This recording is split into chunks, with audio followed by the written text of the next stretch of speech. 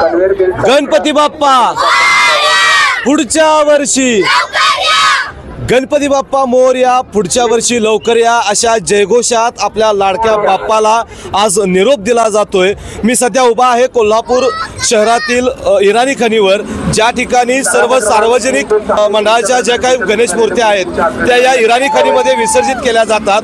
आपण या ठिकाणी बघतोय की या मिरवणुकीमध्ये आपल्या लाडक्याला बाप्पाला ज्या वेळेला निरोप देतोय, एक उत्साह या सर्व बालचमूंच्या तरुण तरुणींच्या चेहऱ्यावर आपल्याला ओसंडून वाहताना पाहायला मिळतोय। कसं वाटतंय आज आपल्या बाप्पाला निरोप देतोय आपण? बाप्पाची आम्हाला खूप आठवण येणार, एक वर्षभर आता आम्हाला थांबायला लागणार आहे बाप्पासाठी। त्यामुळे मी हीच इच्छा करते की आम्हाला बाप्पाने खूप ओढ लावलेली आहे, त्यामुळे मी एकच म्हणणार आहे, गणपती बाप्पा मोरया। तुला कसं वाटतंय आज गणपतीला निरोप देतेस तू? कसं वाटतं?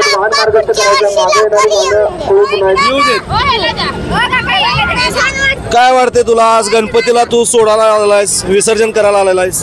दुःखी वाटतंय, दुःखी वाटतंय। दुःखी वाटतंय का रे? आपल्याला गणपती सोडून जाणार।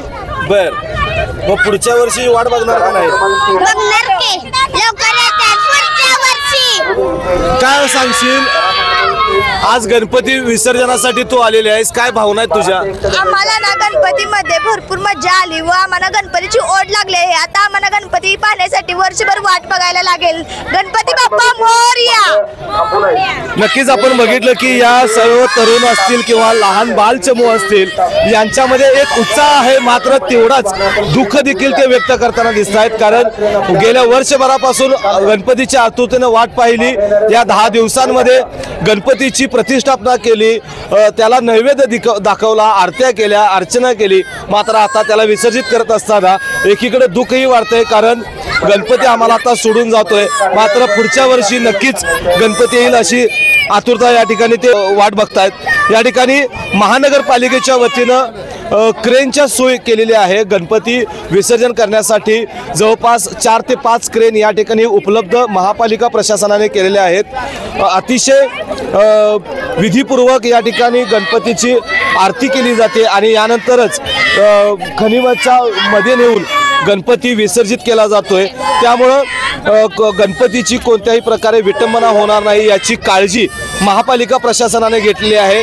अग्निशामक दलाचे जवान असतील किंवा या ठिकाणी आपण बघतोय की NFA एक कोल्हापूर संस्थेचे जे काही स्वयंसेवक आहेत ते देखील या ठिकाणी कार्यरत आहेत, जेणेकरून गणपतीचं विसर्जन हे विधिवत आणि उत्कृष्टरित्या व्हावं यासाठी सर्व संस्थांचे पदाधिकारी, कार्यकर्ते, सदस्य, महापालिका प्रशासनाचे सर्व अधिकारी सर्वजण या ठिकाणी तैनात असताना आपल्याला पाहायला मिळतंय। आता या ठिकाणी थोड्याच वेळात गणपतीचं विसर्जन केलं जाईल। संपूर्ण या परिसरामध्ये या ठिकाणी आपण बघताय की दुधाचा अभिषेक गणपतीला घातला जातोय। दुधाचा अभिषेक करून आपल्या लाडक्या बाप्पाला या ठिकाणी निरोप मंडळाचे कार्यकर्ते करताना आपल्याला पाहायला मिळत आहेत।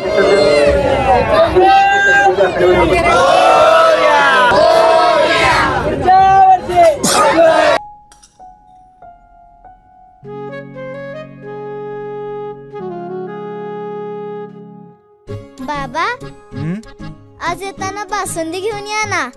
अगं, कालच आपण आईचा वाढदिवस होता म्हणून आणली होती ना। ऐकलं, गोकुळची बासुंदी पुन्हा खावीशी वाटतेय। खरं सांगू, मलाही खावीशी वाटतेय। पुन्हा पुन्हा खावीशी वाटणारी गोकुळ बासुंदी।